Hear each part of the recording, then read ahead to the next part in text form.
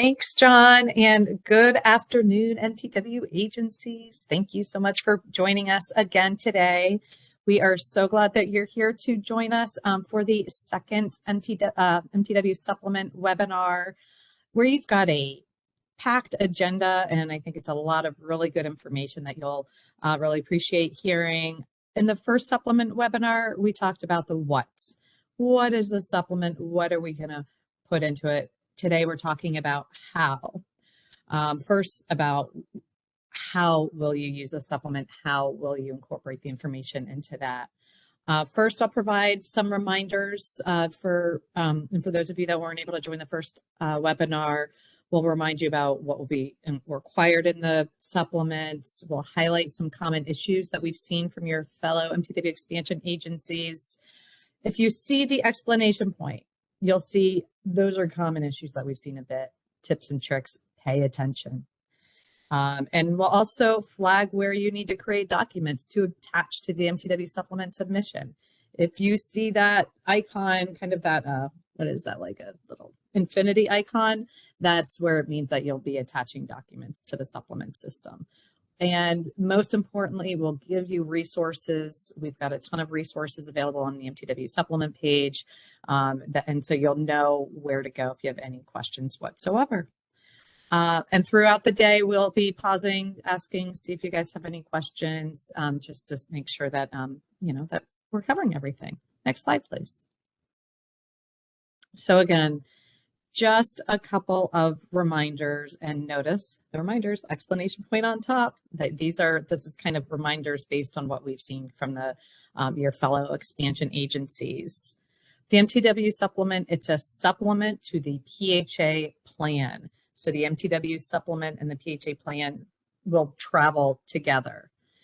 You have to submit the PHA plan as you always do, right? So for those agencies that don't have to submit the PHA plan every year because you're a qualified agency, you don't need to submit the PHA plan part, but you will have to submit the supplement every single year. In this first year, and we talked about this a little bit in the first webinar, supplement webinar, the timing can be a little bit off, right? So some of you have submitted your PHA plan, haven't got approved, ready for the supplement. It'll be sometimes a little bit wonky in this first year. And don't you worry about that. Your field office and the HUD Mtw staff are here to help you. But after this first year of the PHA plan and supplement submission, we really do those supplements, the PHA plan and the supplement to the PHA plan will be traveling together. And just a few final reminders, you will need to wait to hear from your field office that they have approved the supplement before implementing any Mtw activities. Agency specific and safe harbor waivers might not be approved at the same time as the rest of the supplement, as they need more review. Your field office will be in touch with you on that. And then finally, once the Mtw supplement has been approved, you will receive a letter from HUD, and you'll want to make sure to update your ACOP and admin plan prior to implementing any activities, as you are used to doing. Next slide, please. As I mentioned, we are going to be sharing a lot of resources with you today. All of these resources are available on our website, and we will also be sharing these. We've also shared these slides with you as well.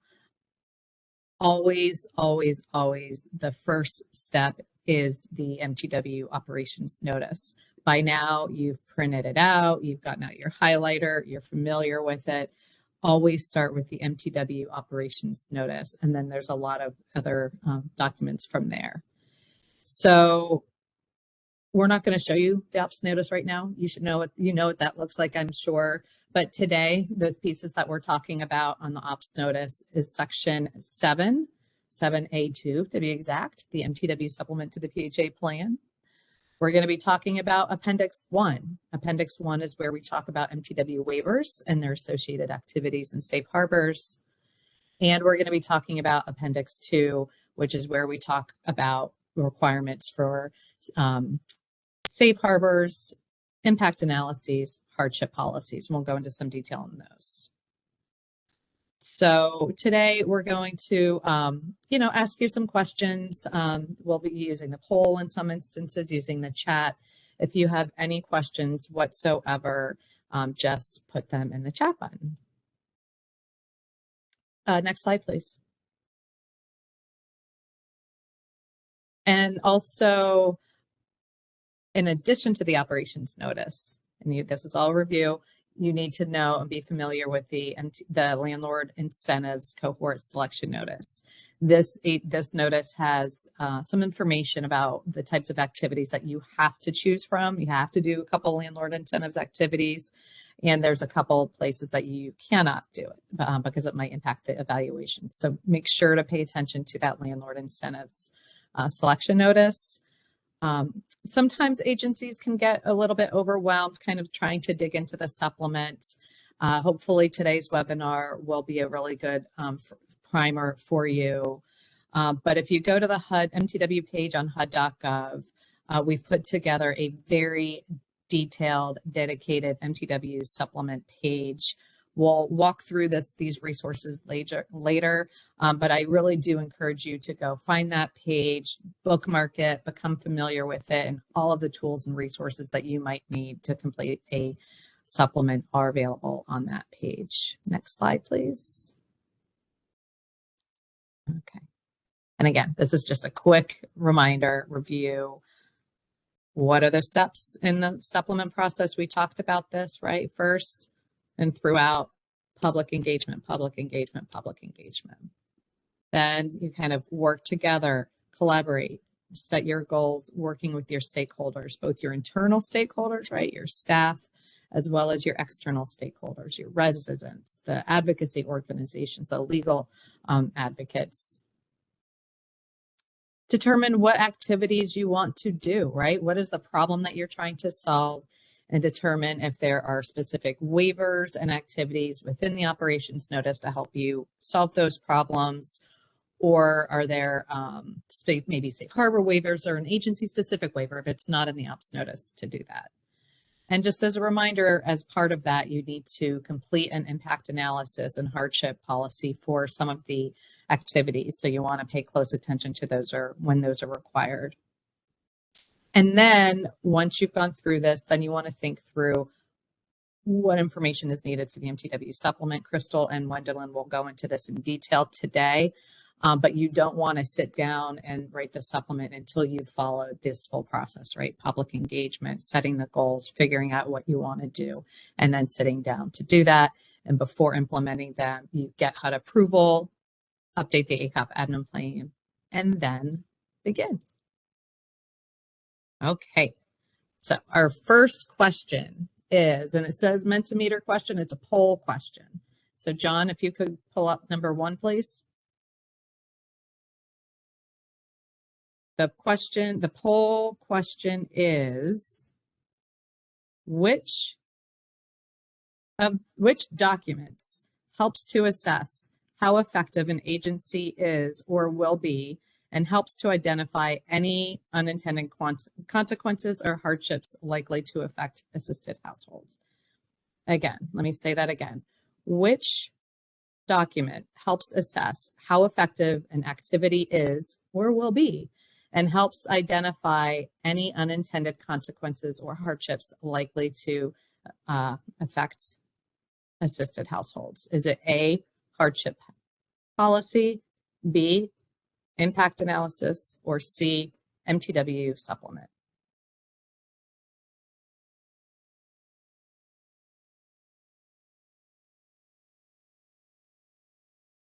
All right. And we have B, impact analysis. Well done. I'm sorry, I'm like getting a little lost here in my own slides. Well done. Thank you, everybody. A good job and congratulations on your first poll. And with that, I am going to introduce Crystal Mills, who you heard from the last time. And Crystal is going to get us started with public engagement. Crystal. All right, thank you guys. A little fun poll question to get you started. So today, as Mary mentioned, we're going to point out some of the places within the Mtw supplement process that Mtw agencies from prior cohorts have run into some difficulties on, and give you some tips for avoiding some of those pitfalls. So first things first, you need to involve your public housing residents and housing choice voucher families that comprise of your resident advisory boards, also referred to as a RAB or your tenant association. If your agency does not have an established resident advisory board or tenant association, it's important to establish one as quickly as possible. The RAB and the tenant association engagement is a required part of your MTW process. Next, you're also going to want to hold a minimum of 2 resident participant meetings. The minimum of 2 is really considered a best practice. We've heard from several expansion agencies that it was after their first meeting that they learned strategies on how to increase participation and gain meaningful feedback. Next, you're going to want to make sure that the Mtw supplement and its supporting documents are available for review simultaneously. And when you are ready for the public to review, you should have a draft of your PHA plan, your Mtw supplement, and any applicable supporting documents to include your impact analysis, hardship policy, tenant rent schedules, whatever other supporting documents as specified in the Mtw operations notice. All of those should be available for the public to inspect and to review simultaneously. Now that you have gathered all of your documents and you're ready to move forward, there's still another step. Because you see, all of the information that you've gathered will still need to be addressed at your public hearing. This all can be a lot for you and your agency, and can definitely be a lot to take in for your public stakeholders, which is why you would give the public 45 days to review and make comments. And that 45-day public review period allows for an adequate amount of time to review the PHA plan and the Mtw supplement with your supporting documents. The notice itself should inform the public that the PHA plan, the Mtw supplement, the supporting documents are available for review, and that a public hearing will be held that notates the date, the time, the location of the hearing. And remember that this is to happen no less than 45 days prior to your official public hearing date.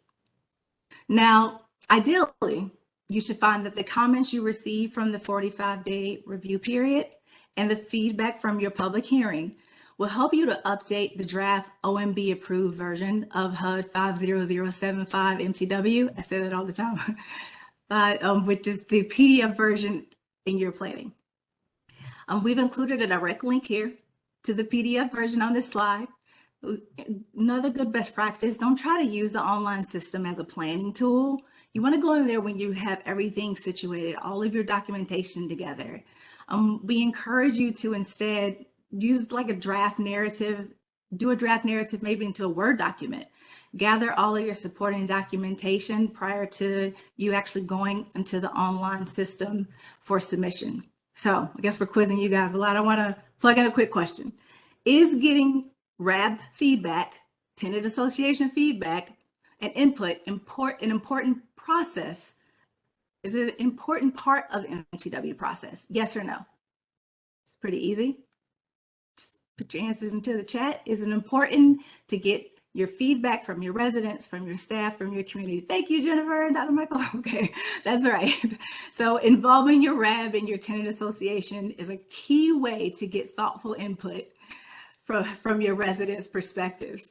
And remember, if you don't currently have a RAB or tenant association established, you want to form one immediately. Next slide, please. Hey, Crystal, there's a question in the slide. I thought if you wanted to address it since we're right here. Okay. And can the resident meetings happen during the 45-day timeline prior to the public meeting?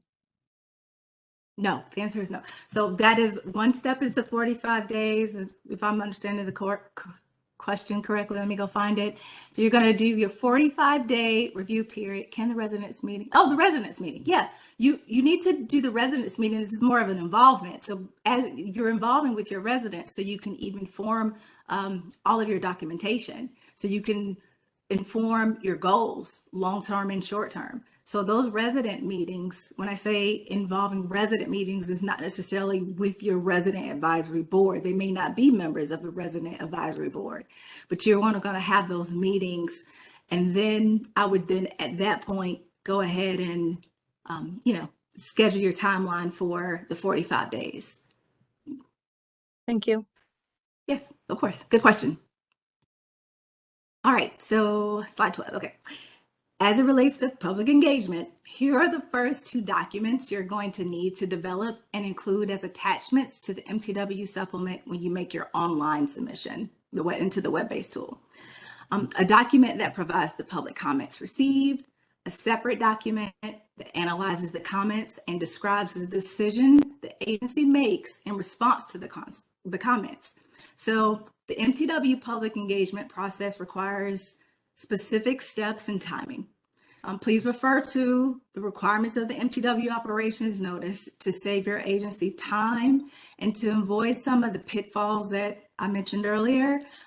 For example, the Mtw operations notice also instructs PHAs to submit these same two documents for all safe harbor and agency specific waivers, which are to be held in an additional public hearing, which means that these same two documents should be included when you're submitting a safe harbor or agency specific waiver request. So what that means is what you're hearing is for safe harbors, waivers, and agency specific waiver requests, there is an additional public hearing. And those can, however, be combined, meaning they can happen at the same time. But I just wanted to point that out. I know we said it before, because even though we're going through all of this information, the Mtw operations notice is going to explain all of the requirements. So please refer there. Next slide, please. All right. So you've met with your residents. You have your goals in mind. You need to figure out concretely what you need to do to achieve them. We've included in this slide so that you will use these two activity selection resources as references on how to select the right activity for your agency. So some goals are short, others are long. You don't have to select all activities at once, nor do all activities require a waiver. So please review the online manual that we included here, how to train, on the how-to trainings in order to better prepare yourselves up for successful implementation on your plans. Next slide. So as I mentioned, not all activities require a waiver, but of course some do. There are two places that you can find waivers available to your agency, and that is, as Marianne mentioned, in Appendix 1 of the Mtw operations notice, but also that official Federal Register version that you're definitely going to want to keep handy. So the reader-friendly version is available to you. I would bookmark that, and that is included as well. Also, the Landlord Incentives Cohort Selection Notice has a couple of additional waivers available to you as part of the Landlord Incentives Cohort, and it specifies the waivers you must choose from. So here's another tip. For each Mtw activity, look closely at those safe harbors. This is an area where we're seeing a lot of agencies making mistakes. So watch for this carefully, look out for those asterisks, those mandatory requirements to make sure that you're staying within the safe harbor parameters. Next slide. All right, so you want to get your Mtw supplement to convey your plans clearly to the public, and you want it approved as quickly as possible once you submit it in the HUD, right? So we're going to give you some tips here about how to make that happen. These examples are based on weaknesses we have seen in Mtw supplements submitted by earlier cohorts. And there's no rocket science here in our examples, but we'll hopefully clearly explain some of the basics that we at HUD consider upon our review. We really want to know and clearly identify what you plan on doing. Why are you going to do it? How are you going to do it? What makes it a good idea? So this slide shows you some of the most common errors we see in the before column and what PHAs have done to strengthen their Mtw supplements in the after column. So let's take a look at what we have here first. Your narrative should include measurable goals. This will show us that you've established a baseline. This is your first year to create a measurable baseline with data you have access to so that you can reevaluate its impact each year. And whether that be negative or positive, this is important. Explicitly identify also what your MTW objectives are and why the MTW activity that you're selecting is helping you to reach your overarching goal. I want to say a lot of the initial submissions included assertions without substantiation. For example, if you select an MTW waiver that requires an impact analysis as a safe harbor, and your response is that there's no impact. Well, that's not to say that's not true, but the statement should be backed up with logical analysis explaining how you came to such conclusion. And lastly, here on this slide, please provide clear acknowledgement of the need for addressing requirements such as the safe harbors, the impact analysis, and the hardship policies, etc. One more thing. Please note, as a best practice, the safe harbor parameters should be included as a part of your narrative even. Make sure that it's very clear to us, but with the understanding that it goes deeper than just the safe harbors. You don't want to just copy and paste what you've seen. We want to be able to see that you're looking at this from a perspective of not just a check in the box. And it is the difference between determining eligibility and feasibility in implementing your activities. Next slide. All right, so we're going to give you 3 different before and after examples. We're going to show you examples of the kind of things we see in submissions that have to be reworked. We're going to illustrate the kind of write-up that will convey your MTW plans clearly to the public and gain HUD's approval without needing revisions, hopefully. Now, all 3 of these examples will concern the AHA, the Anytown PHA. AHA is looking to implement an Mtw waiver from Appendix 1 of the operations notice concerning alternative reexaminations. They plan to move from annual to triennial reexams. So here's the first example concerning waiver-specific narratives. Your waiver-specific narrative should describe the MTW activity, the MTW agency's goals for the MTW activity, and if applicable, how it contributes to a larger initiative. So in this example, the before text is accurate. It says, but it's a true statement, but is it at such a high level that it doesn't really explain that, we can see what will be going on or why it will have the results that you are anticipating and that you've stated. So next slide. The before, here's the after. Here's an after example. And before I get into it, please do look at the slide, read through it, but let me be clear here about these after examples. They are designed to give you the gist of what is needed in your submissions. We are not suggesting that any of these after examples are 100% complete or that this specific language should be used in your own submission. We are just going to try to show you an abbreviated way and the kind of content that we will be looking for upon our review, and why it's also better than the before versions and examples we're showing you. So in the after version, we'll point out areas shaded in different colors that improve upon the before examples. So here you see AHA explains in green why the family will be incentivized. In blue, what statutory objective is being met. And in pink, lavender, what the logic is for thinking there will be cost savings. So let me pause here and ask Marianne, are there any questions? We'd like to open them just to make sure that see if there's any questions. Great. There is a question from Catherine. Are we limited to only the waivers in the selection notice? That's a good one. No. Yeah, it is a good one. No, you are not. You are not. Cohort 3 landlord incentive is limited to only the waivers in the selection notice or the MTW operations notice even. You have the full menu, is what Miriam would like to say, of Appendix 1 throughout the MTW operations notice. Now, you do have to still pay attention to your selections notice because there are specific requirements, but you do have access to those other MTW waivers and activities that are spelled out in Appendix 1 of the MTW Operations Notice. And then, of course, you do also have the option to request a safe harbor waiver or agency-specific waiver request as applicable to your agency. Are there any other questions? Awesome. Nope, that was it. Okay, great. All And right. she said, thank you very much. That was her understanding, but wanted to confirm. So thanks, Crystal. All right, Catherine, good job. Okay. So next slide, please. Okay. So once you've selected your waivers and activities, it's now time to move on to conducting an impact analysis if it's required. Now remember that if an impact analysis is required, you must complete a draft impact analysis before you post your public hearing notice.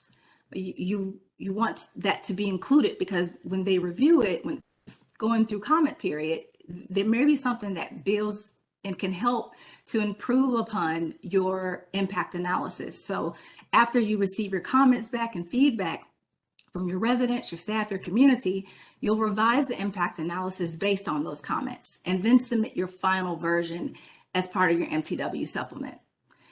So I think we talked about why it's important. It's obviously, but your agency needs to assess how effective an activity is or will be. And it helps you to identify any unintended consequences or hardships likely to affect assisted households.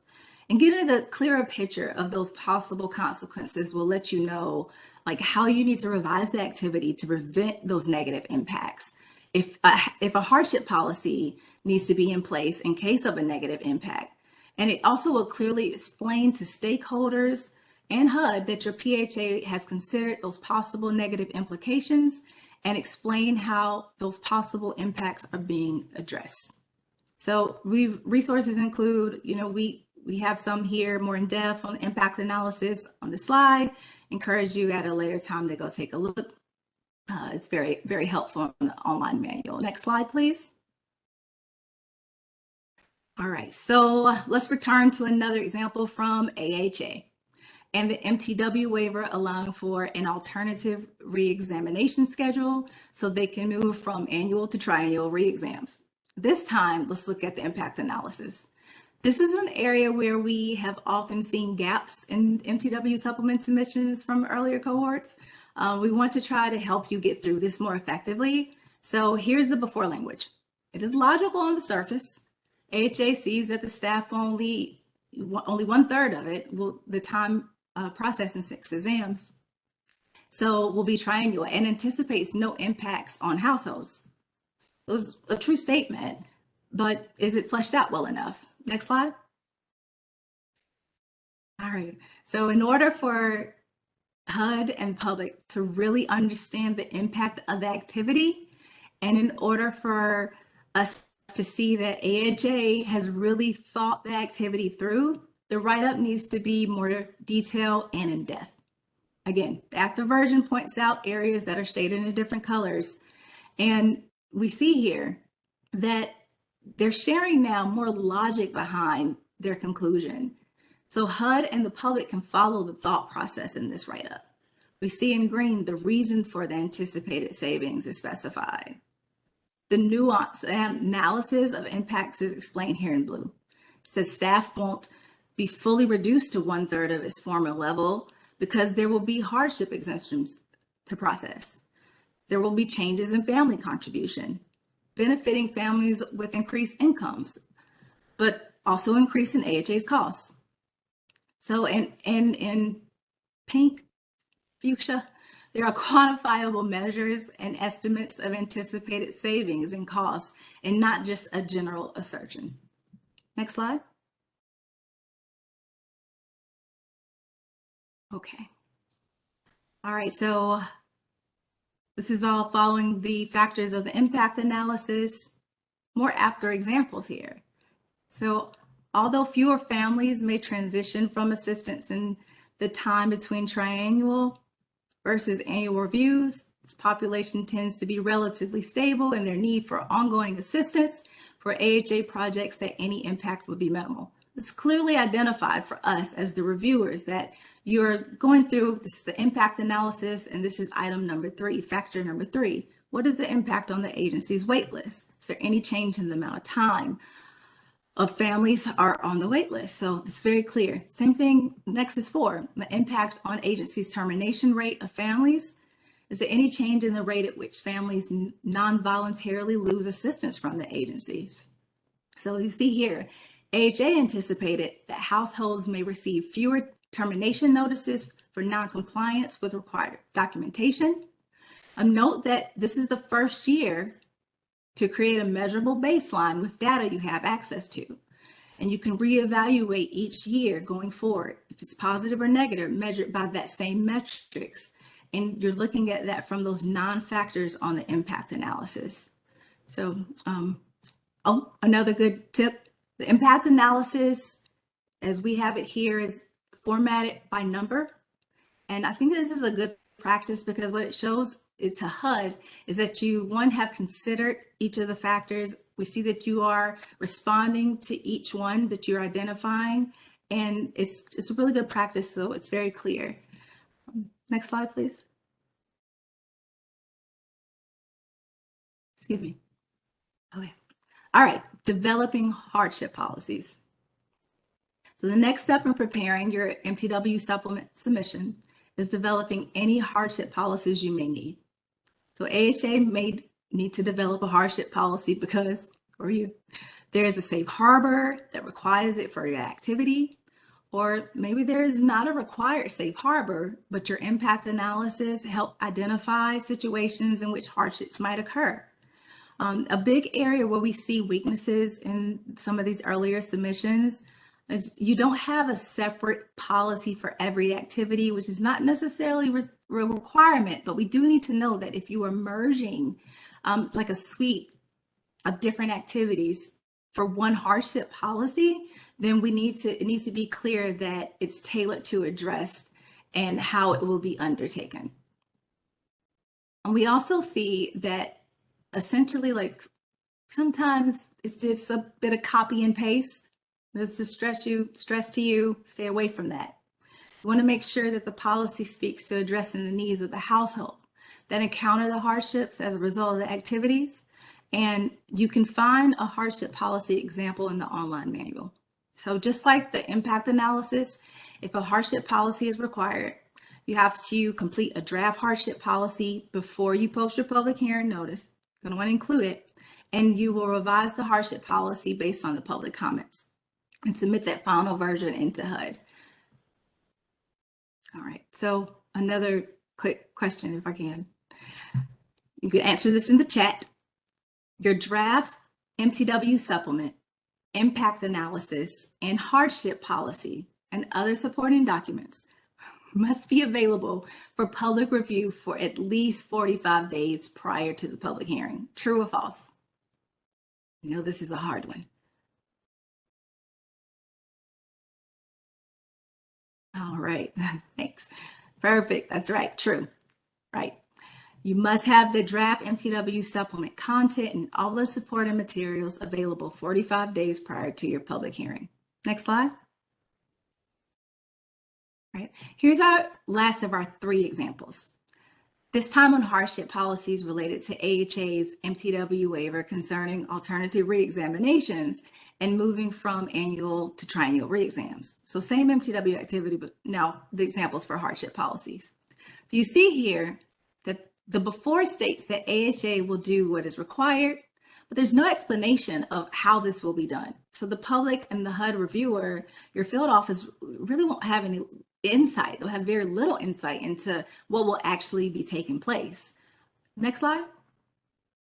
But on this next slide, on the after example, it's much more specific. It starts with the specifics about when the policy would be triggered in green. If the family experiences a decrease in income, change of circumstance, or increase in expenses, that would make it difficult to pay a shared rent. It's very clear, and we understand that specifically what the requirements are there. It also provides specifics about what the remedy will be in turquoise. The family can request a hardship rent. The hardship rent will be provided for up to 12 months. And it goes into one step further to foresee additional complications that might arise and how they will be handled, with clear specifics about timeframes in pink in future. By stating, if the hardship persists, the family can request one or more renewals up until their next triennial reexam. So this is just a snippet to give you an example. When you develop a hardship policy, you'll need to make sure, again, that all the requirements from the Mtw operations notice are met. And with that, I'll pass it back to you, Marianne. Are there any other questions? Thank you, Before we pick up right? Crystal. Yes. So there is a question in the chat, and I answered it in the chat, but I just wanted to make sure everybody saw that. The question is, are there some waivers that the evaluators want us to stay away from? I put the answer in the chat, and the selection notice, right? The selection notice that every agency applied to under identifies those cohorts, those specific waivers that you need HUD approval before you implement.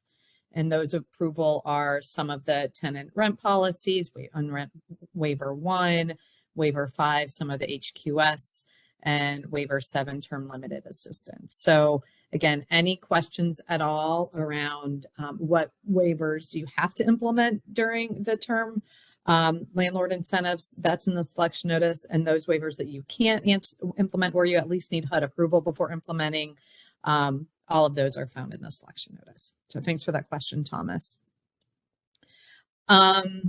Any other questions? Actually, I have a question for you, Andel, and if you can go back to the previous slide, is that third color pink or fuchsia? Because Crystal keeps on calling it both and I can't decide. I call it pink. Okay, you like fuchsia. pink? I was wrong. All right, Anna. Okay, thanks, Anna. Team Fuchsia. I do hope that was clear to follow. Please do let me know if you have any additional questions. Marianne, is there another question in the chat? I don't. Oh, yes, I do. Sarah, if we make significant changes to the impact analysis or hardship policy following the public hearing, do we need to go back to the public hearing? Well, I welcome you, Marianne, also to chime in here, but I think that as far as any significant changes is you just still want to continue to speak with your staff and your resident advisory board. You have to involve them, especially if there are any changes. And also, you're going to have changes. We do want significant changes to happen. In fact, if you look at some of the initial agencies, if you go and you would talk to them and ask them, they're constantly improving from year to year on the content of their impact analysis and hardship policies because they learn so much each time. So you don't have to go back and do another public hearing, but you do want to keep everyone abreast of everything. And this is in the draft stage. Marianne, is that correct? Would you agree? Mm-hmm. Okay, great. Yep, absolutely. Any other questions for Crystal on anything that she's talked about today? And I see a vote for fuchsia purple, so clearly I think I might make a colorblind one here. Just true statement. Other questions for Crystal?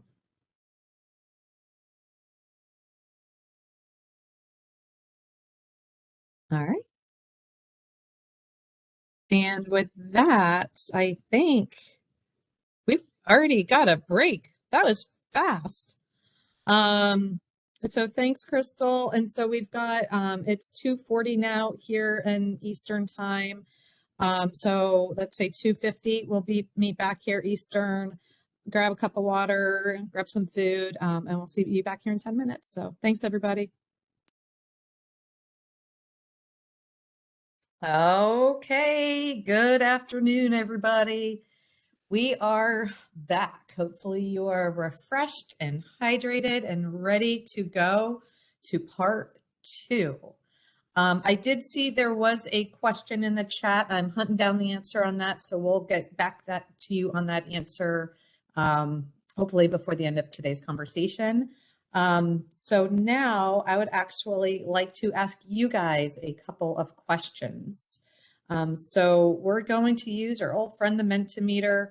Andalyn, if you could pull it up, if you could go to menti.com, you can use your cell phone, a different browser, tablet, whatever. Go to menti.com, www.menti.com, and use the code 18119675. And Andalyn, if someone could put that in the chat, that would be great. Again, menti.com, and if you could use the code 18119675. So we're starting to see some people in there. Again, the question is, which of the steps in the Mtw supplement process that Crystal just described do you have the most concerns about? And this is just for kind of our information, and we can, hopefully help going forward as well. But we've got public engagement, collaborate to set goals, select waivers, impact analysis, hardship policies, completing the supplement form, gaining HUD approval, updating the ACOP and admin plan, and other. And if you if you could type in kind of your thoughts, if there's something relating to the supplement process that you've got some concerns about that we haven't identified here, please let us know. This is interesting. So again, public engagement, collaboration, selecting waivers, impact analysis, hardship policies, completing the actual form, gaining HUD approval, updating the ACOP and admin plan, and something else. And if it's something else, if you could put it in the chat. So it looks like the one with the most hits, so to speak, lack of a better word, is impact analysis. So that's good to know. And I'm glad that you're thinking about that now.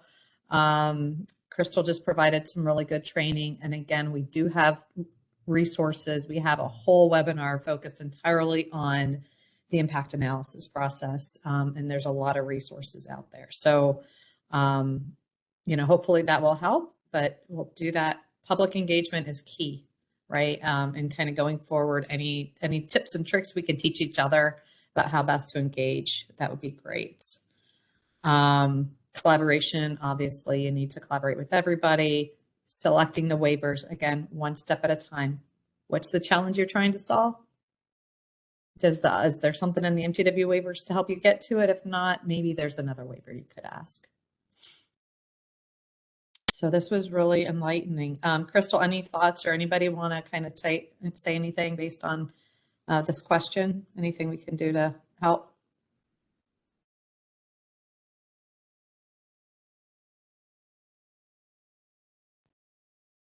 Sorry, I took the jacket off. It was kind of hot. So we have been hearing that a lot, and it's very new. Like, I know that you all already have to go through the PHA plan process, but you may not have conducted impact analysis and hardship policy so regularly. Please go to the online manual located on HUD Exchange and look at those how-to trainings. It's a step-by-step. It gives you examples. Another option is to visit some of the existing Mtw agencies' websites. They often have, especially if it's a similar eligible activity, then, or that you all are feasible for you and your community, then it may make sense to take a look at their impact analysis. And again, it's not something you want to copy and paste, but it could be a good reference. Yeah. Great. Thanks, Crystal. Okay. Next question. This is getting for the next part here. So what parts of the MTW supplement process has your agency already completed? Select as many as that apply. And so the options are: you've hosted resident and stakeholder meetings, you've developed the goals, you've selected activities and waivers, you've already done a draft MTW supplement impact analysis and hardship policy that you've made available to the public, you have held a public hearing, you've revised the final MTW supplement inclusive of the impact analysis, hardship plan, and you've gathered the supporting documentation, and you are ready to go and start submitting online. I think I need my glasses to be able to read these answers. My glasses are way over there. So you're going to see my face get really close. So it looks like a good number have hosted the resident meetings and started developing the goals and started to think through the activities and waivers that you want to implement, which is great. A couple of you have started thinking through and started drafting the supplement and have made it available. One has had the public meeting, and there's 2 of you that are indicating that you're ready to go. You've got a draft, you've gone through the process, and you're ready to start submitting. So that's great. That's great feedback. Anything anybody wants to say about any of those before we get into that part 2 of the role, like how with the MTW supplement form?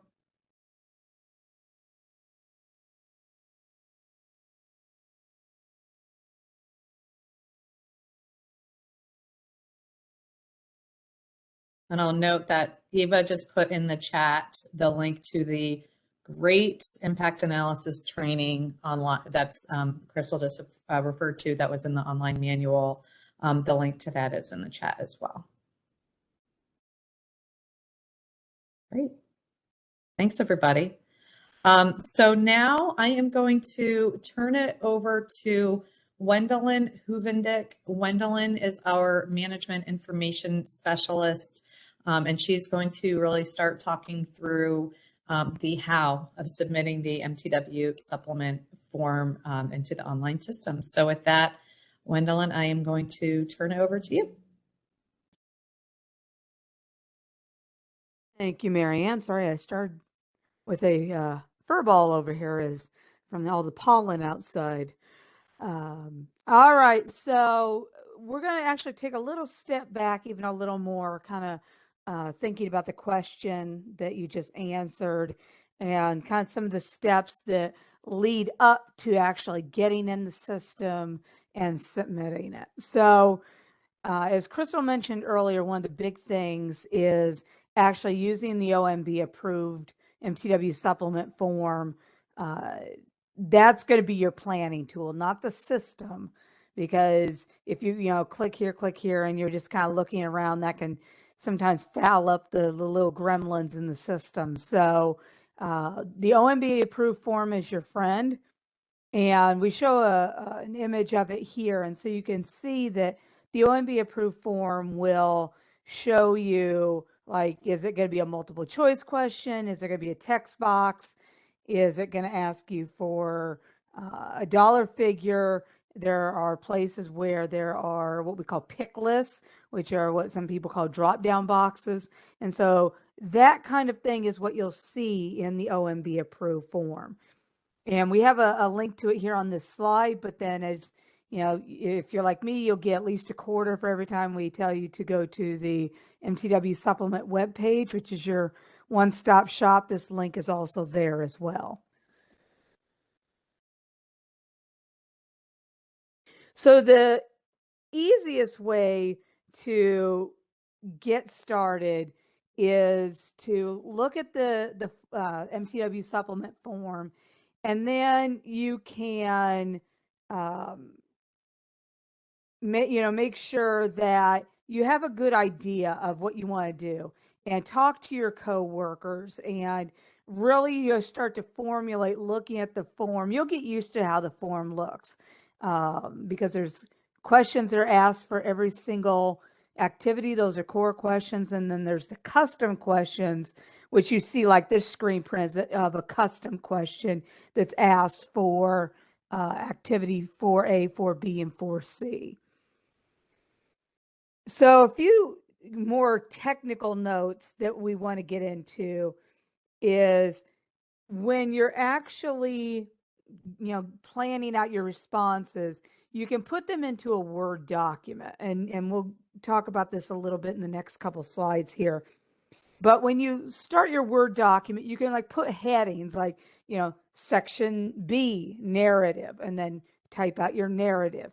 You will want to make sure that you minimize your formatting because the text boxes in the system are plain text. And so don't get fancy at formatting, do a bunch of bold and all that because it's not going to show up in the system. And we'll discuss how it gets to the system here in a few minutes. Another thing is too, you can use bullets and they'll show up, but they will count against your character limit. And be cognizant of your wording because there are character limits in each one of the fields, especially the text boxes. And I'm not going to go into what the character limits are for each and everything because the job aid for the system, the how to use the system job aid was very recently updated with that information. So that's your first plug for using that job aid to get that information about character limits for the different questions. Next slide. So this is your suggested process. You're going to walk through the OMB approved form. You're going to talk to your colleagues and really formulate what do you want to do. And also kind of in this step 2 is think back to any resident meetings you've had or when you were talking maybe with members of the public when you were applying to be MTW. What are things that, take all those things that you've gathered up and talk about those internally, figure out what you want to do in the supplement. And then here again, your Word document, you can put your responses in there, your narratives, because there's a narrative for each activity in the core questions and all of that. You can put all of that in your Word document. Think of the Word document as your internal working document. No one is ever going to see your working document.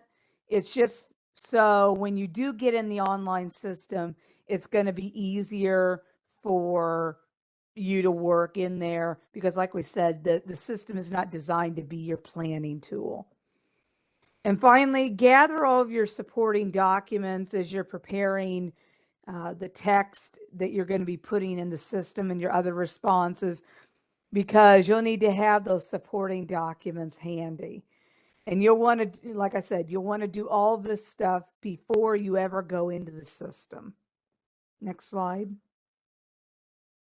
So speaking of those supporting documents, there's many attachments that you may have to include depending on what you're doing. Some of those would include impact analysis and hardship policies, which we talked about earlier. Those will be documents in and of themselves.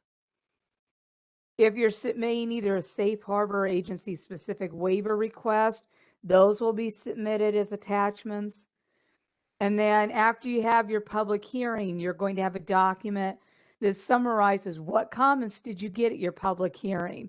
You're going to have a document that a separate document that analyzes those comments and describes the decisions the agency made in response to those comments. It could be that maybe because of some of the comments you received at your public hearing, you go back and end up revising some of the responses of your MTW supplement. And finally, there's the MTW certifications of compliance that needs to be signed, scanned, and uploaded in the online form. And one thing I'll mention about that just really quick is you'll see that certifications of compliance in the OMB approved form, but we also were able to work with our internal partners and get an agreement to make it as much as possible a fillable form. So there will be a link to that on the MTW supplement webpage underneath the link for the OMB approved form so that you'll be able to fill that out and then print it out to have it signed, and then you'll be able to scan it. An area where a lot of agencies have missed some of the instructions that are actually at the back of the OMB approved form is for the file naming convention.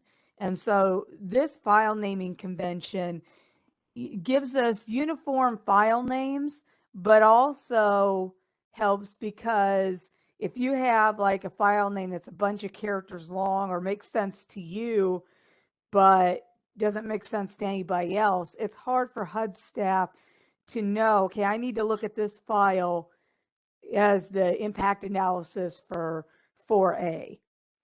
And so the naming convention for your documents, and this goes for any of your documents, would be the PHA code, the fiscal year, and actually that's the fiscal year beginning, and then a short descriptive name for the item. For example, if your PHA code was CA 789 and you were submitting your fiscal year beginning 2021 Mtw supplement, it'd be fiscal year 21, and then rent hardship, which would be a rent hardship policy. And notice that it says what that hardship policy is talking about. I've seen a lot of attachments in the system from previous cohorts that say hardship policy, and they have multiple hardship policies.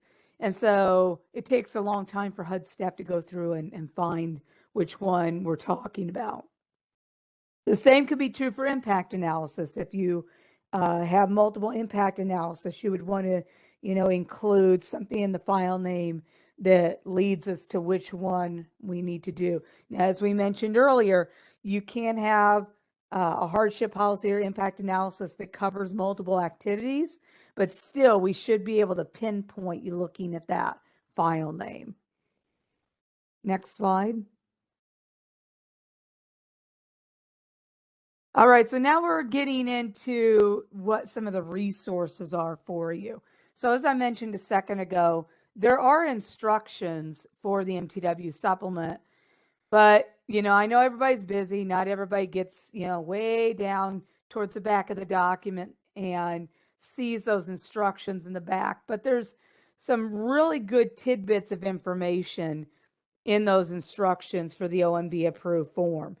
For example, the file naming convention, or one thing we've seen for those housing authorities that have public housing and therefore have to fill out section F of the supplement, is that they haven't looked to see how do you fill out section F. And so those are a couple of things that we've noticed people aren't picking up on in the instructions, but there's some good tips back there. No, it's not going to tell you everything, but there's some really good tips in those instructions. And then also there's some good hints in completing the Mtw supplement reference guide that's been developed. There's a link for it on the, wait for it, Mtw supplement webpage, and it's also linked in HUD Exchange. So a quick question for everybody. Should you use the OMB approved form or the online web-based form to build your Mtw supplement responses and ensure that you have gathered all of your supporting documentation? So I'm interested to see what everybody puts in the chat for that little question. Should you use the HUD 50075-MTW OMB approved form or the online Mtw supplement form to build your Mtw supplement responses and ensure that you have gathered all of your supporting documentation?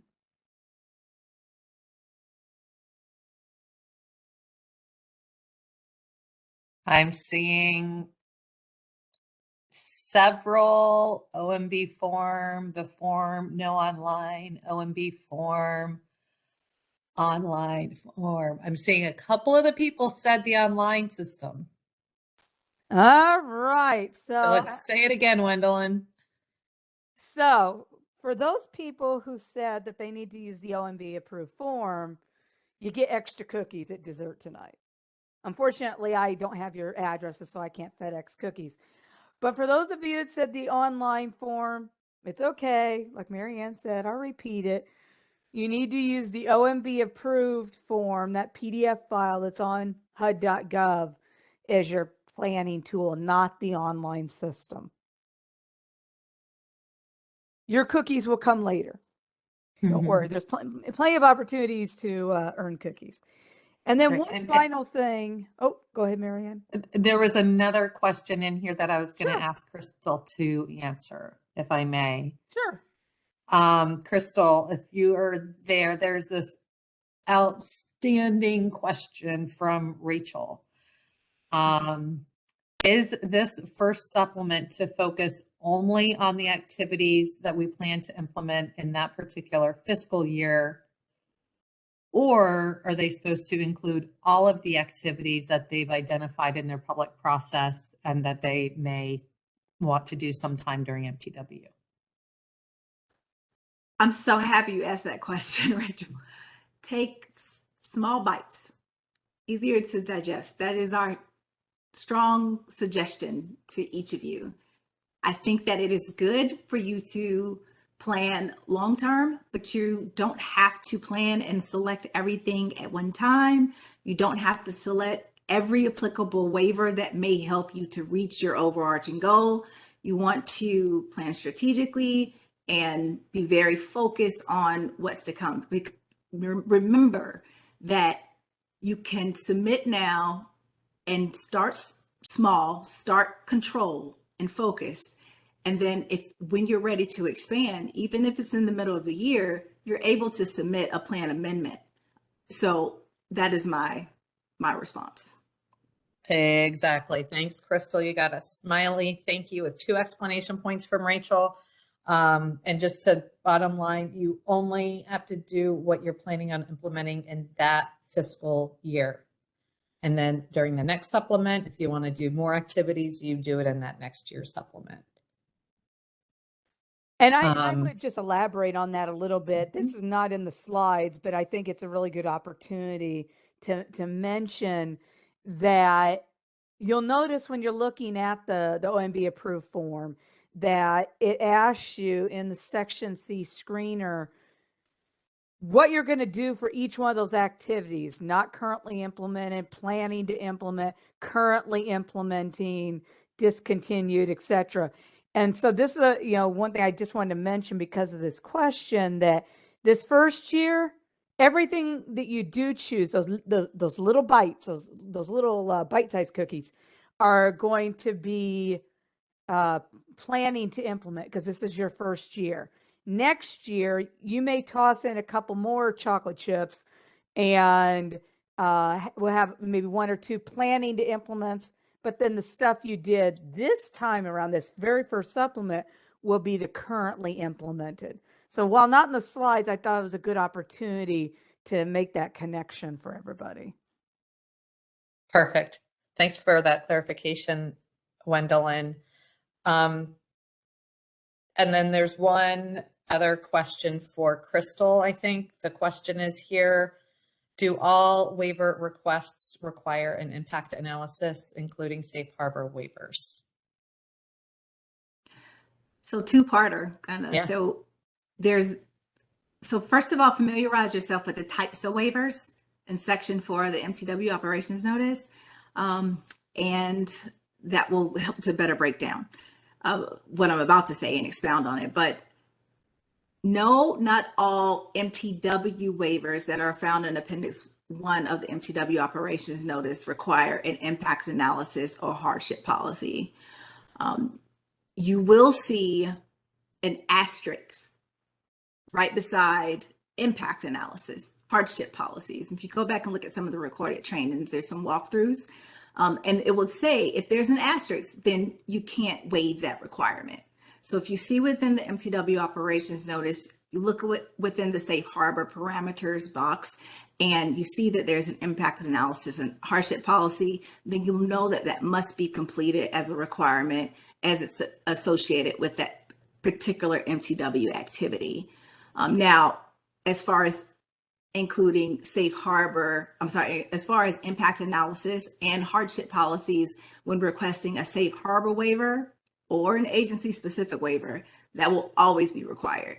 It's stepping outside of the box of some of those things that we have really looked into as preliminarily to see the menu of the things that you're able to do. And because it's stepping outside of it, we want to make sure that you're thoroughly fleshing it through. So if you're ever requesting an agency specific waiver, if you're requesting a safe harbor waiver, then an impact analysis and a hardship policy both will always be required. Great. Good question. Great. Thanks, Crystal. And you got another got it. Thank you explanation point. So thank you. Gwendolyn, back to you. All right. So one last thing I wanted to mention to finish up this slide is that, and I mentioned it earlier, is that there is a job aid for how to use the system that we'll mention here in a few minutes. So these resources here are more on the front end of things on when you're planning your supplement and figuring out how you're going to answer all of the questions. Next slide.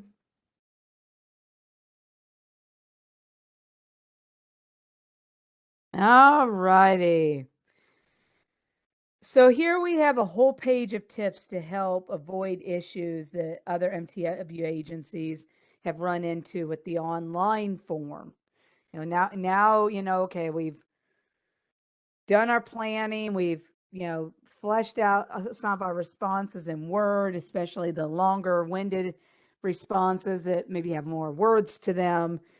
And we're getting ready to get into the online system. And so first off comes requesting access once your form has been drafted, like I said, in Word, and your supporting documents have been prepared. This way you're not tempted to go into the online system and just squirrel around in there and possibly do like a few people have done before and gotten your form into a place where you ended up having to restart a whole new form because you squirreled around in there so much. So technically it's the executive director that can request access to the system once the ACC amendment has been signed and submitted to HUD.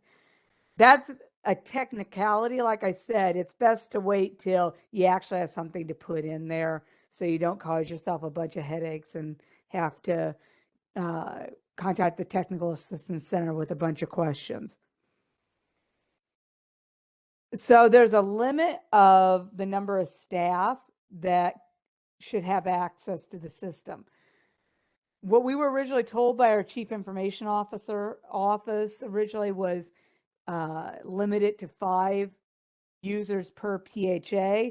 But in reality, one thing we've seen is the more staff that get in there, people start stepping on each other's toes, and there's more of a likelihood that something could get changed that shouldn't have gotten changed, or something doesn't get filled in that should have. And so it's best to limit the number of staff in the system to those staff that will actively use the system. And internally, you should coordinate who's going to do what if folks are going to take different parts of the form on. And so the executive director should be referencing, there's a job aid that talks about how to request access on the Mtw Supplement webpage. It's a getting started job aid. And the executive director will look at that job aid because there's a few different things in there it lists that we need to receive. And those items have changed a little bit over time, and I think probably will change again as we go on, because the Mtw supplement is within the Housing Information Portal, or HIP, or what some people may remember being called IMS PIC modernization. It's one of the newer areas we're putting in the modernized system. And so I think things will continue to change. So it's best to go to that job aid to get the information that's needed on how to apply for access. Next slide. So some more tips for you. A lot of people get tripped up on the fiscal year beginning. And so this is something we actually worked with our developers and had them tweak in the system. So if you ever go back and somehow find an old screen print or something, you'll see that this the field where you put in the year here in section A used to be labeled differently. And so hopefully we've clarified this. So your fiscal year beginning month and day will be pre-filled for you. Like you see in this one, it says October 1st. So a 9/30 fiscal year MTHA has a fiscal year beginning of October 1st. But you need to tell the system what the year for the fiscal year beginning is. And this is important. It's the year that corresponds. So in this case, right now, most likely it would be 2022. And so you would choose 2022 and think of it this way. If you are doing this supplement for your fiscal year 2023, your 2023 fiscal year would be October 1st, 2022 to 9/30/2023. So that's why it's important you choose 2022 in the year for supplement fiscal year beginning drop down box. And then that next box that is for submission type, it's almost always going to be annual submission. The only time it's going to be amended annual submission is if you need to amend an approved supplement, not an approved PHA plan, but an approved MTW supplement. So that's something important to remember. And these fields do appear in the output file, the PDF file in the system, and that's where you kind of will be able to see the month, day, and year of that fiscal year beginning combined, and you have that aha moment that's why it's so important to make sure you choose the correct year for that fiscal year beginning. Next slide. Resources, resources, resources. So here's our next quarter that we get for going over some of the stuff with the MTW supplement webpage. Now, in the slides, the title of this slide is actually a link to that page. This slide will also give you a really short Cliff Notes version of what's on that page. So you've got the OMB approved form, the certifications of compliance, and then you've got the system documentation, like the getting started job aid, which deals with getting access. The first time a user logs in, they should use that job aid. And then there's a user request document on the web page. There's the very, very, very important how to use the system job aid. Don't print it out because you're going to find it's updated frequently. So you're going to be killing a lot of trees. And we just had Earth Day, so we don't want to kill a lot of trees. But this how to use the system job aid is updated fairly frequently. I think it's been updated at least once a month since it was born. I just actually updated it, as I said earlier, with the character limit stuff that I received from the developers. And so you'll see that. So that is going to be a very important resource for you to look at before you ever go into the system. If you haven't been into the system for a while, go back and take a peek at it. Make sure it hasn't had any updates, if there's been any system changes. And then the known issues document. This document is also kept up to date and updated as needed with known and confirmed issues in the system. Now, if one person tells us, well, it wouldn't let me do this, it doesn't go in this document. We actually have to confirm it's an issue with the system that users as a whole will have. But that's a very useful document as well, because it also contains workarounds for the items that are listed there. And because the system's been around for a little over a year now, it's broken down into current issues and resolved issues. And the important thing is the resolved issues are things that last time you were in the document might have been a current issue, but now it's been resolved. And so just keep that in mind as you're looking at it. And then hopefully really soon here, we're going to have a link to a demo of the online system. So be on the lookout for that. And then there's also some guidance for how to complete the MTW supplement, like the reference guide. We're going to have an FAQ that we're posting really soon. And so both of those coming soon things really emphasize the fact that this page is evolving. That we want this to be your one-stop shop.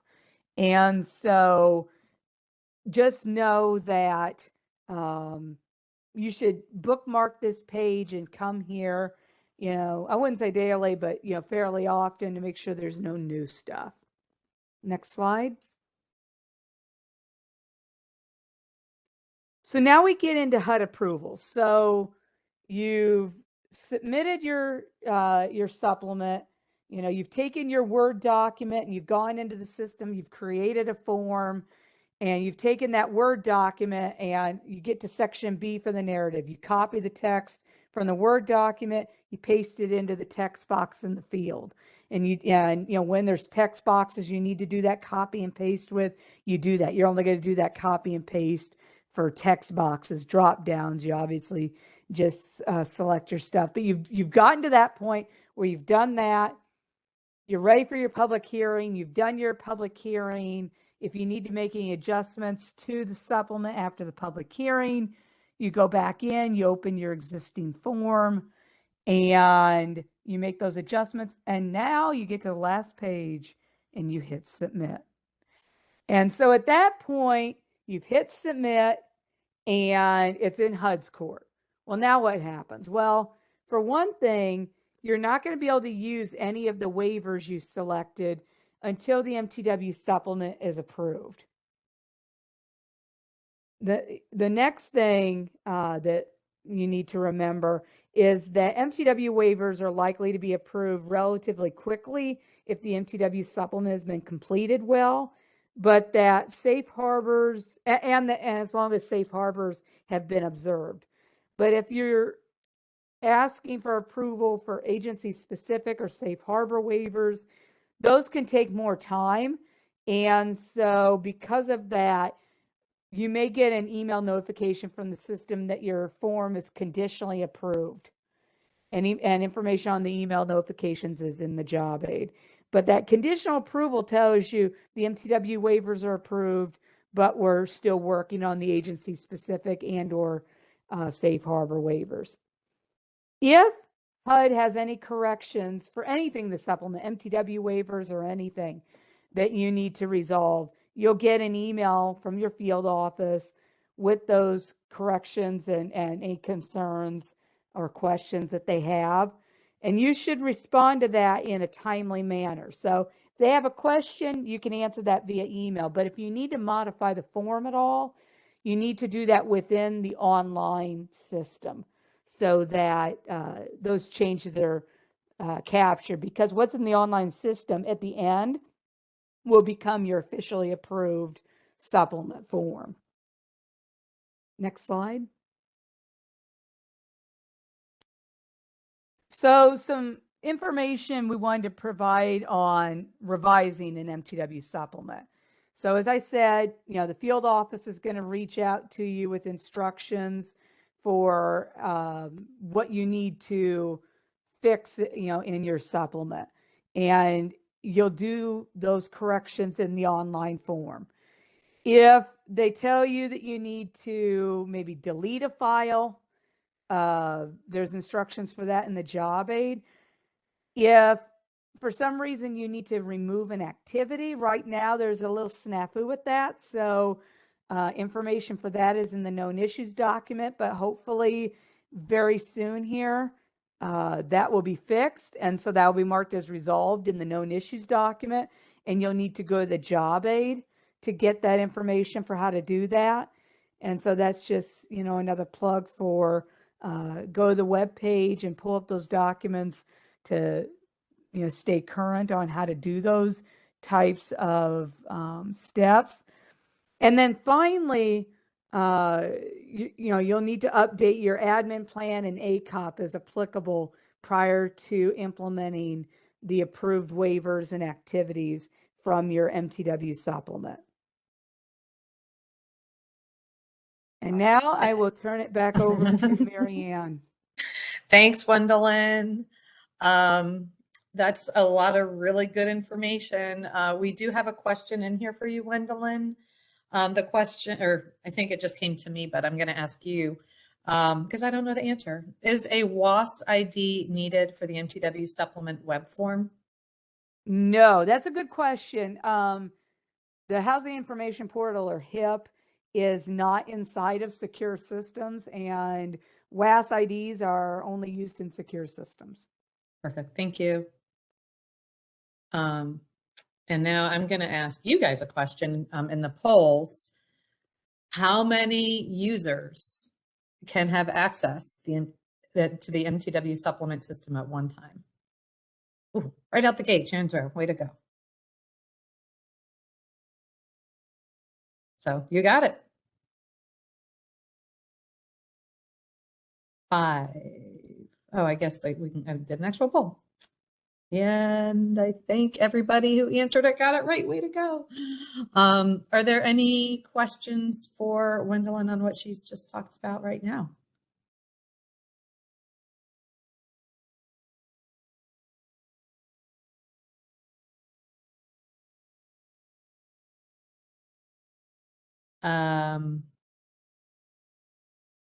Okay, rounding it out.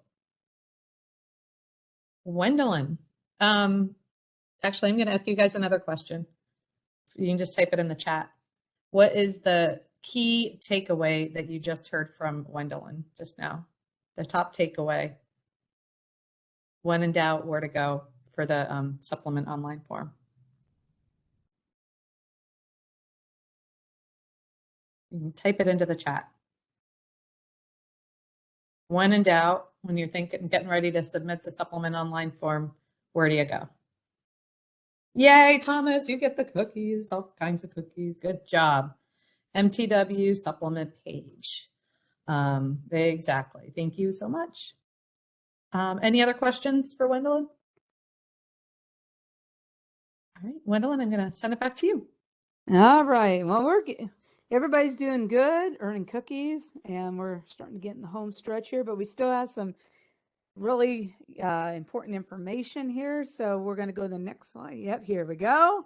All right. So we did think it would be helpful to put together kind of a quick table that would be an example timeline for you to look at for in the normal circumstance when the supplement and your PHA plan, or the supplement if you're a qualified agency in those in-between years, when those are traveling together, when do you need to start things? And so as an example, we'll use this January 1st fiscal year beginning as an example. So you would begin your preparations starting in May. And that seems really early, but I think you're getting the picture, during this particular webinar today, that there's a lot of stuff to do. So May really isn't all that much of a stretch. And then you're going to draft your PHA plan and your MTW supplement for discussion with staff and residents and community partners by mid-July. So you start it in May, but it gives you plenty of time to get the juices pumping. Now, if you're ready to go at the end of June, have at it. This is just kind of an example timeline. So you put out your 45-day public hearing notice by mid-August. You have your public hearing by the first week of October. And just as a footnote for that, then the required number of hearings depends on safe harbor agency specific waivers that are being requested.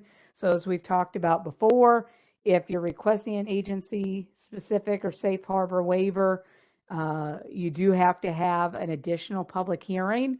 So just, keep that in mind. You can have them, like on the same day, but just keep in mind, about the number of hearings. And then by mid-October, you would need to have your PHA plan and MTW supplement ready to go, because that's when they're due. And then upon approval, and we can't give an exact date for this because, as we said, part of it, will be dependent on how well is your supplement put together, how complex is it, maybe with agency specific and safe harbor waivers. So upon approval, you'll update your admin plan and ACOP to reflect any of the activities as needed, and then you can start implementing your activities after that point. So this particular chart will outline that for each fiscal year beginning. Next slide. Takeaways. So besides cookies, what are we taking away today? So the MTW supplement process will take approximately 6 months, as you could see in that chart we just went over. Submission times might be concurrent with the annual PHA plan, or it might be as an amendment, included with an amendment to an existing PHA plan. For those of you who were here when we had our last session on the MTW supplement, there was some discussion about how to handle the timing when you're working on MTW supplement, when your PHA plan is pending approval with HUD. That's not something we can really give a good answer to, because it could vary according to the situation. So the best thing to do is talk to your field office and go over those specific details for your situation with them. Next slide.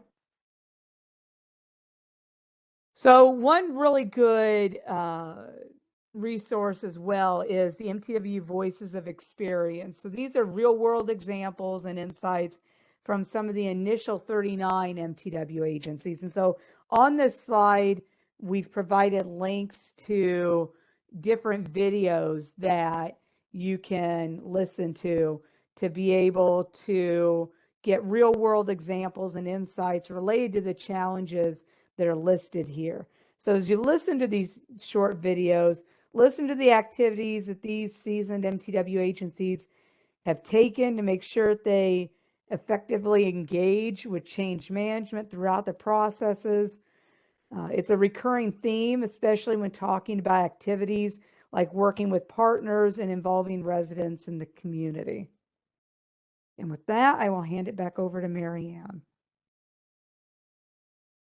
Fantastic. Thank you so much, Wendelin. Next slide, please. Questions. Again, going to send this back to you guys. See if there are any questions for Wendelin, for Crystal, on anything that we've talked about so far today.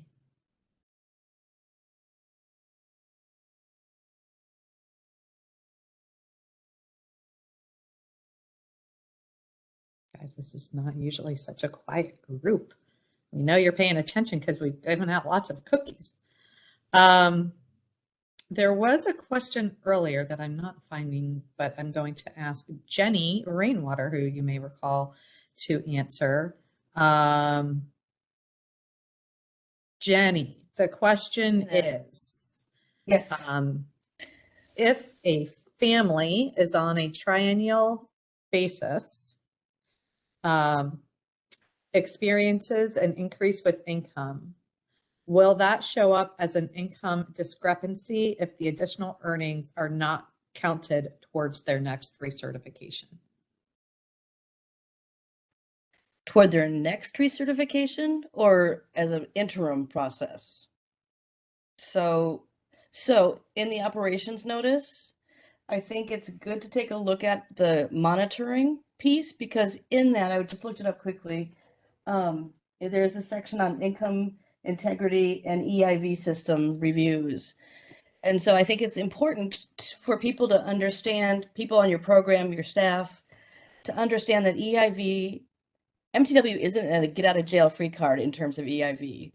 So the monitoring that you're doing now has to keep happening. So those invalid social security numbers, the duplicate assistance, right, where somebody's assisted in one household and in another, those things don't go away. You're still having to do those reviews, and income discrepancies are part of it. Now, the EIV system has been modified for moving to work, and so the length of time has been expanded to accommodate when you set up a biennial recertification schedule or a triannual to address those things. So reviewing those reports, addressing them, and helping people to really understand they need to report what was accurate at the time of their recert so that you know that that's accurate. If something happens, 2 years from now, we all recognize those are changes in life, and you will address it at the next regular recertification that you have. But those are decisions that you do want to take a look at. You want to make sure you are monitoring those reports and that you and your staff know how you're going to address them. So I hope that answers Awesome. that question. Thanks, Jenny. For the person that asked that question, and it was early on, and I don't know who it was, but does that answer your question? If not, if you could come off mute and let us know.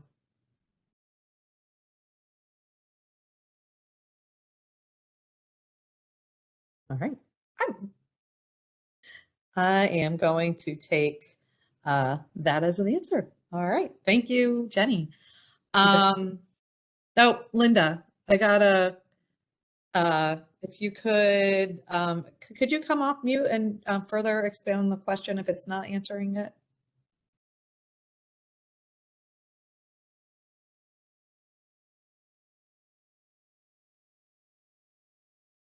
Or you could send an email to the MTW Landlord Incentives Cohort mailbox and we can try to make sure that we get that right answer to you. Make sure we answer that. Okay, thanks. We'll send an email. Another question that came to me privately that I'm going to ask publicly, Gwendolyn, if you could take a stab at this one. Do we know when HIP, Housing and something portal, do we know when HIP will go live? And how might this impact our submission and implementation of the MTW supplement? Gwendolyn, could you please respond to that? Sure, great question. So I'm trying to get people used to the fact that the MTW supplement web-based system, as we've been calling it for the past year, is actually under that umbrella. So I have mentioned that. So the good news is has no impact. You'll be able to get access as needed, just like we've been doing for PHAs for the past year. And you'll be able to submit your supplements once you're ready to do so. As far as other parts of HIP, we're working on those. I need a clone to keep up with it. But my clone took the car keys and the cookies and ran away and hasn't come back. And so that's coming down the line. More and more information is going to be coming out about the rest of HIP as we go along here. But for the MTW supplement part of things, you're good, no worries. Thank you, Gwendolyn. Great question. Any other questions for Gwendolyn, for Crystal, for Jenny, for me? I guess top takeaways. Any want to let us know kind of your top takeaways, or if you're feeling better about the supplement after today's conversation? Any feedback would be great. Use the supplement page again. You got it. Drumbeat. That's a great drumbeat. Use the ops notice and use the supplement page.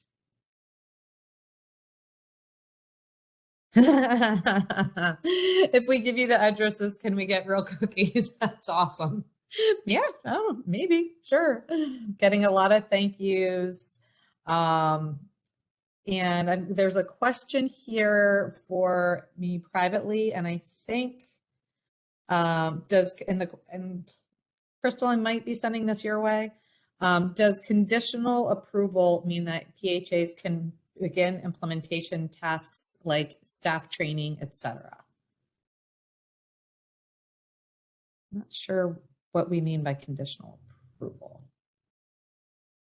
I'm not really following the question. Can you repeat it? Or could you come off mute and ask the question? Sure. Hi. I just submitted the question. Great. Thanks, Megan. I understand that after the submission, once HUD has reviewed everything, they can come back to us with a conditional approval. So I wasn't sure if that meant, like, especially if we have a January 1st effective date, we want to get ahead of the holidays. We want to go ahead and start acting as though we'll be able to have, you know, those activities effective by January 1st. So just any kind of effective date kind of tasks like training up staff or anything. I Sure. see. So I guess my thought process, well, I want to clarify quickly with the conditional approval. With the conditional approval, we would send the conditions in which you are, what's the best way to say it? The conditional approval is put in place if there are pending decisions for agency-specific waivers and safe harbor waivers. But you've submitted in your MTW supplement and it looks great. You have everything panned out, the field office has reviewed it, and you received this conditional approval letter. So everything that is included in the MTW supplement, with the exception of the pending waivers that are still under review, can go ahead and implement. Yeah. However, when you say train your staff, like, you don't have to, of course, wait for the MTW supplement to be approved, conditionally approved, or final approval for you to do that. So I guess the kicker here would be if you were asking to implement an activity that included training your staff, like if there was something that was connected, then I would think that that would make a difference. But outside of that, that is the definition of the conditional approval. And Gwendolyn may be able to actually expound on that with the conditional approval. Yeah, so the only thing I would add, and I'd mention this, was that it's the, you know, sometimes we call them special waivers, but it's the agency specific and safe harbor waivers. So, you know, if you submitted something in section D for the safe harbor waivers or section E for agency specific waivers, and we're still having to review those would be the items in the letter that we would say, you know, your MTW supplement is, you know, I can't remember the template language, if we actually say conditional approval, or if we just say, you know, your MTW supplement is approved with the exception of these items. And so these items would be those special waivers. And so in the system, for, you know, so we had a term in the system for the status, we call it conditional approval. And then, like, when, you know, like, but if you don't have special waivers, or once the special waivers are, that review process is complete, you know, the supplement in the system would be, you know, final. And then, you know, everything. But yeah, I would agree with the point of Gwendolyn? training. Yeah. Gwendolyn, can I ask so basically, if the only time there would be a conditional approval is if they have a safe harbor agency specific waiver. And what that means is the rest of the supplement is approved and they can start to implement all of the Appendix 1 waivers and activities that they requested. And they're just waiting for that final approval in response on the agency specific and safe harbor waivers. Yes. Okay. That's 100% correct. And when you receive your letter, your correspondence directly from your field office, it should explicitly list like the conditions of your approval. So it should list on the letter which agency specific waivers or which safe harbor waivers are still pending review, and that you can proceed in implementing your MTW waivers that are in Appendix 1 that you requested to implement. Perfect. Great clarification question, Megan, and thanks so much to Crystal and Gwendolyn for the response. And this is Jenny. Can I just say one thing? Yes. Just as a word of caution from having implemented a lot of moving to work activities, that it can get really confusing for staff. So just keep that in mind if you're waiting on approval on an agency specific waiver, that it can get pretty tough, just the monitoring and for staff to know when they can start doing something or not. And just to keep that in the back of your mind as you're planning and as you're training and as you're working with staff and you're working with your admin plan and your ACOP. You can be working on those things, but don't make them public documents that you're sharing with staff until you really do have that approval. Word from an initial Mtw agency coordinator who now works for HUD. So thank you, Jenny. Good. I received another question privately that I'm going to read out. And Jenny, I think I might be looking to you. So pay attention. Is there ever a time that the client's income increases but does not get counted until their next recertification?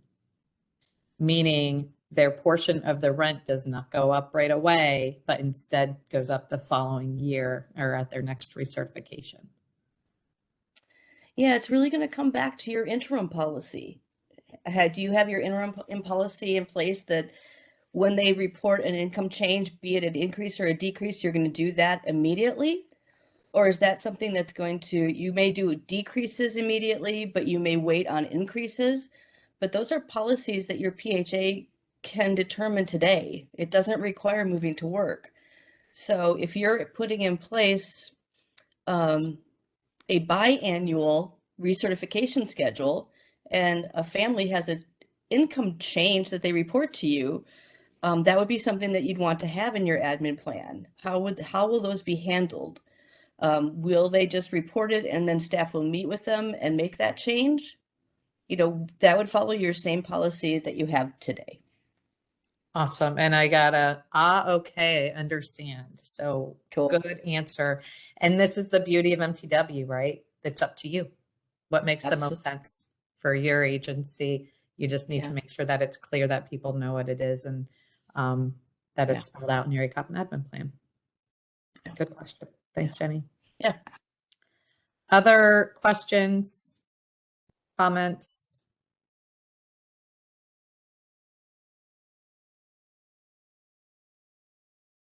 Kind of anything that you'd like us to kind of delve into a little bit more detail on in a future insider?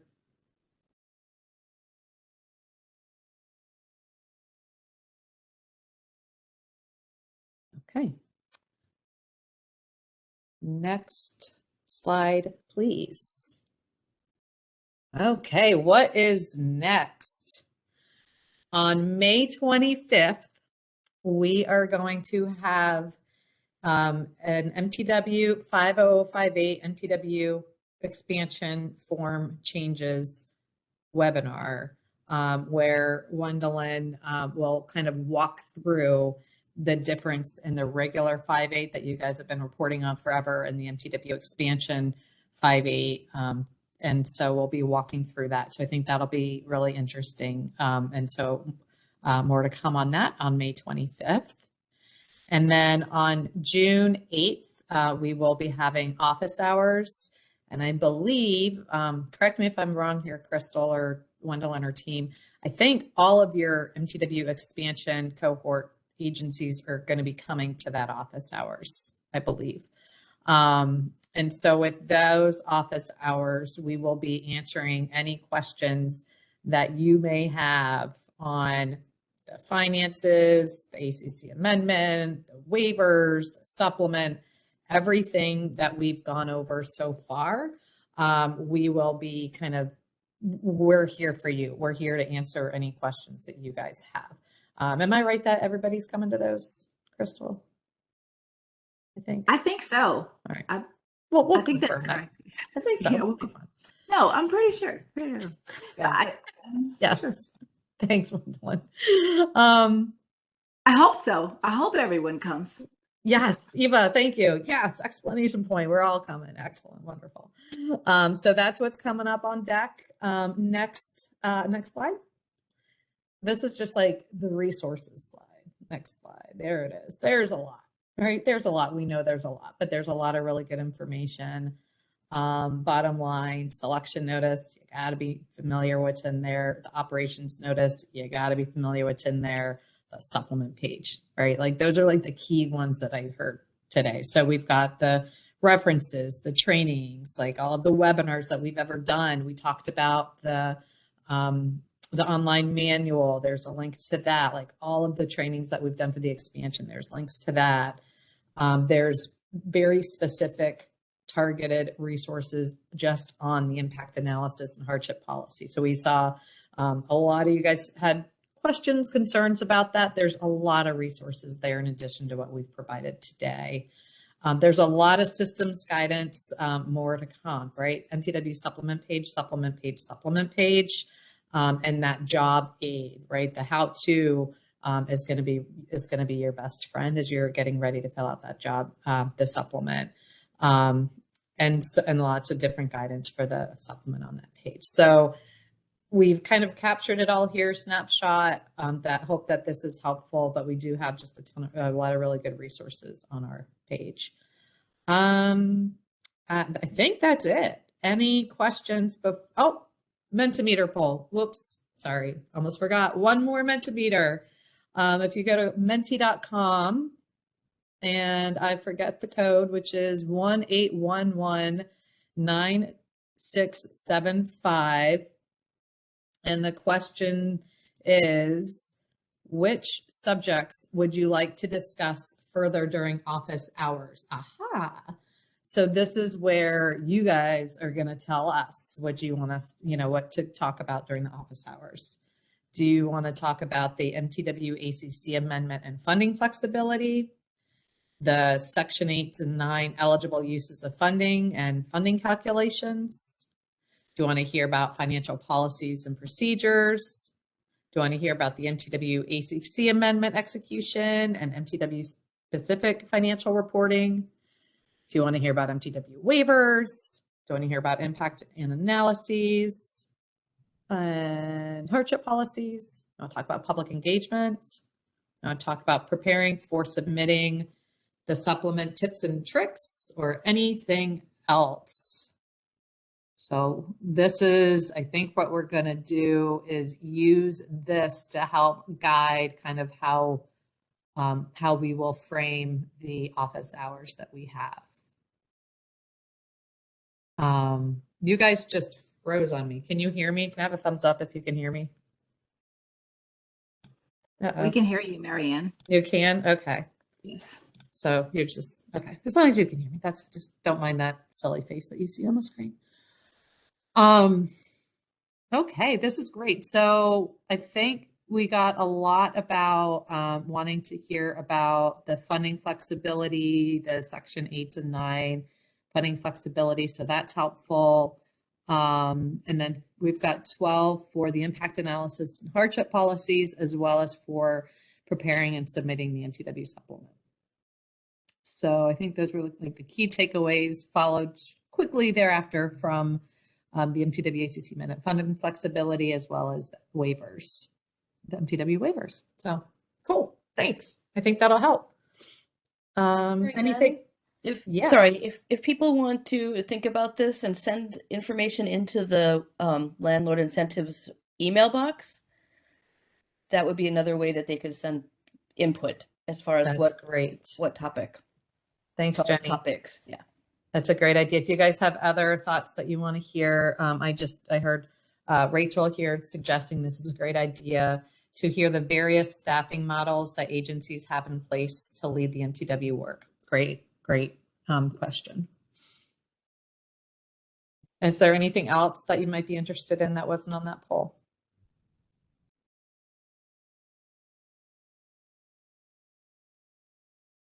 Love to discuss data collection and evaluation measures on the landlord incentive activities. Okay. And there was a webinar with the evaluators. So if you didn't see that webinar, if you weren't able to be on that one, Megan, I do believe it's on our Hud Exchange page of ICF, or Eva, if you could stick that into the chat, the link to the webinar page. But there was a webinar with the evaluator too. All right. Anything else? I think that's, oh, you know what? We're at time. So thanks everybody. And we might be able to bring in an evaluator So thanks, everybody. This was really great to hear from you. Thanks so much to Crystal and Wendelin for providing such great information, and to all of you for your participation. So we will see you the next time. Have a great afternoon, everybody. Enjoy the rest of your May the 4th. Have a great one. Thanks, everyone. Bye. Bye.